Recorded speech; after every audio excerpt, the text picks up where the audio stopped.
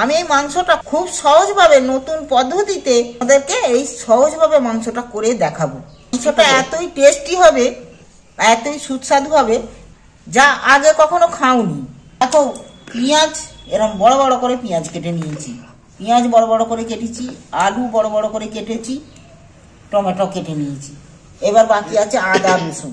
আমি মাংসটাকে ধুয়ে নিয়ে ওতে কিছু মশলা মাখিয়ে রাখি। জলটা ঝরে যাবে বলে ধুয়ে চুবড়িতে তুলে নিচ্ছি, জলটা যাতে ঝরে যায়। এতে যে আমি জিনিসগুলো ধুবো, উপকরণগুলো ধুবো, তবে গায়ে লাগবে, তা নাহলে জল থাকলে এর গায়ে খুব একটা ভালো লাগবে না। জলটা একটু ঝরে যাক, আমি এতে উপকরণগুলো দিয়ে নেবো। আদাগুলো একটু থেঁতো করে নিই, তবে বাটা যাবে।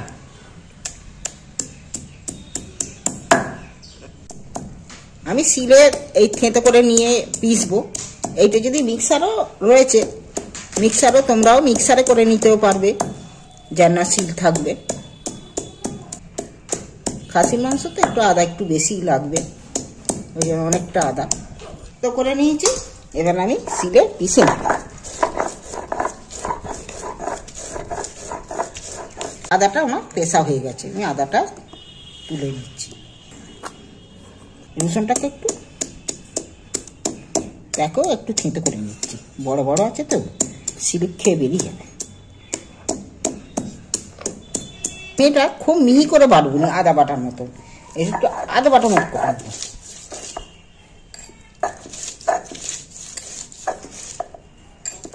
এরকম আদা বাটা রসুন বাটা দিয়ে তোমরা মাংস করে খেয়ে দেখবে, হেভি টেস্টি হয়।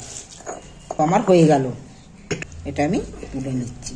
পাশে একটু জল সব ঝরে শুকনো হয়ে গেছে। এবার এই মাংসটা গামলিটার মধ্যে তুলে নিচ্ছি।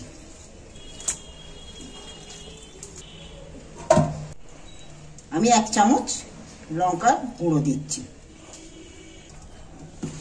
1 চামচ হলুদ দিচ্ছি, মধ্যে খানিকটা দিয়ে দিচ্ছি।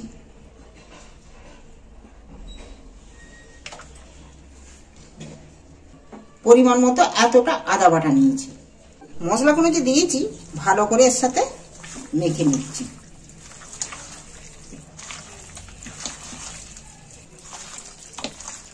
ভালো করে মেখে নিলে কি হবে, এটা মেখে আমি আধ ঘন্টা চাপা দিয়ে আমি এটা রেখে দেবো। এটা আধ ঘন্টা চাপা দিয়ে রাখলে কি হয়, এতে যে আমি মশলাগুলো দিই খুব ভালো মিষ্টি হয়, মাংসটাও ভালো সেদ্ধ হয়। আর মাংস ভালো সেদ্ধ হলে ছেলেরা সবাই ভালোবাসবে। আধ ঘন্টা চাপা দিয়ে রাখছি। এটা আধ ঘন্টা পর আমি ফিরে এসেছি। উনুনে জেলে দিয়েছি, সর্ষের তেল খানিকটা ঢেলে দিল। এগুলোর মধ্যে একটু হলদি দিয়ে দিচ্ছি, সামান্য একটু নুনও দিয়ে দিচ্ছি। আলুগুলো নুন হলদি দিয়ে ভাজা করলে ভালো লাগবে, দেখতেও ভালো। আলুগুলো আমি একটু নাড়াচাড়া করে উল্টে পাল্টে ভেজে নিচ্ছি। আলুগুলো আমার ভাজা হয়ে গেছে, আলুগুলো আমি তুলে নিচ্ছি। খুব সুন্দর ভাজা হয়ে গেছে, আলুগুলো আমি তুলে নিব একটা করে।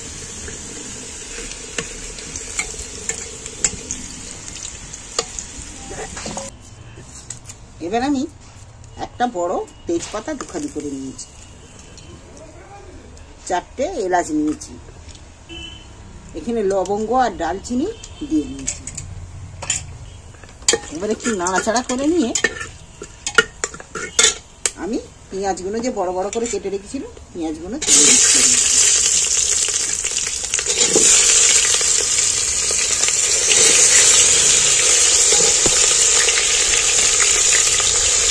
এটা নুন দিবি, এটা তো আলুগুলো দিয়েছি, নুন আমার তেলের মধ্যে রয়ে গেছে। পেঁয়াজগুলো খুব তাড়াতাড়ি নরম হয়ে যাবে, নুন আছে তো। আমি রসুন যে বেটে রেখেছিল, রসুন আধ বাটা রসুন আমি তুলে দিচ্ছি এর মধ্যে। রসুনটা দিয়ে এবার আমি একটু নাড়াচাড়া করে নিচ্ছি।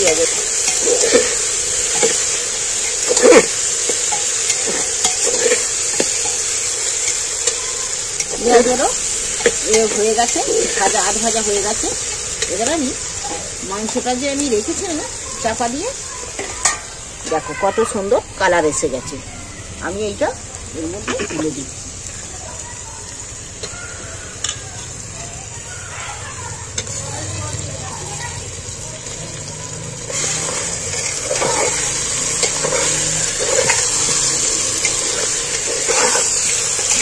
এইভাবে মাংস করলে এর স্বাদই আলাদা হবে।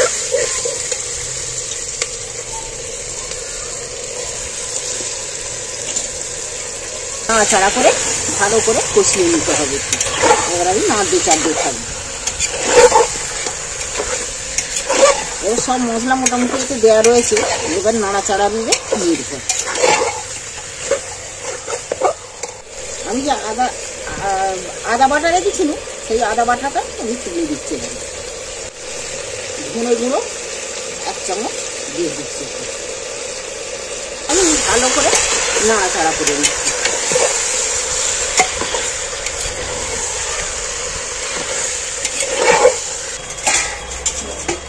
টমেটোগুলো তুলে দিচ্ছি।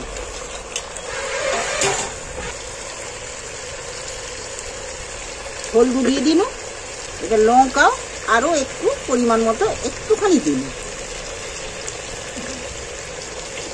তোমরা যেমন খাবে ঝাল সেরকম পরিমাণে ঝাল দেবে। নুন স্বাদ মতো দিয়ে দিচ্ছি। ভালো করে নাড়াচাড়া করে নেব। নুনটাও যে দিয়েছি, লঙ্কা দিয়েছি, ভালো করে যেমন নাড়াচাড়া করবে তবে সব মিষ্টি হবে।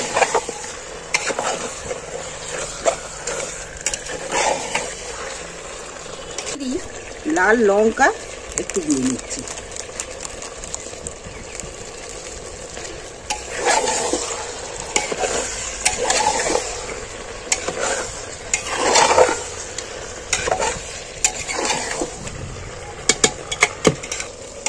কষতে কষতে একবার করে নাড়াচাড়া করবো, কষে নেবো, আর একবার করে একটু চাপা দিয়ে দেবো। দিয়ে দিলে কারণে চাপার মধ্যে সেদ্ধটা খুব সুন্দর হবে। আবার নাড়াচাড়া করছি।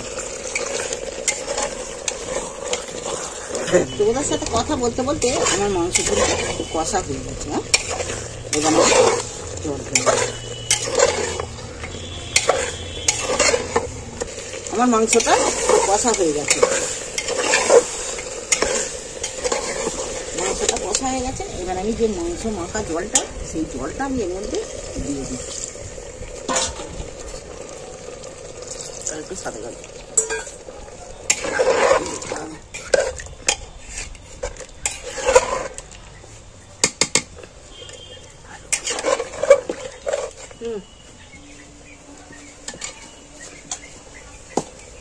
আলুগুলো আমি ভেজে রেখেছি, যে আলুগুলো দিয়ে দিচ্ছি একটা একটা করে এর মধ্যে।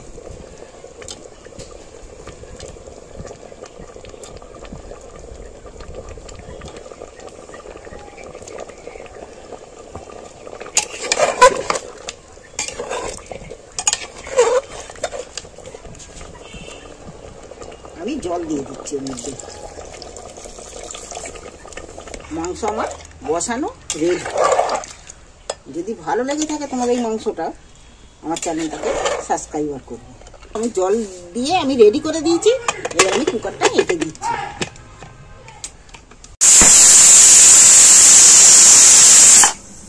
এবার আমার সিটি পড়ে গেছে, আমি খুলে দেখছি।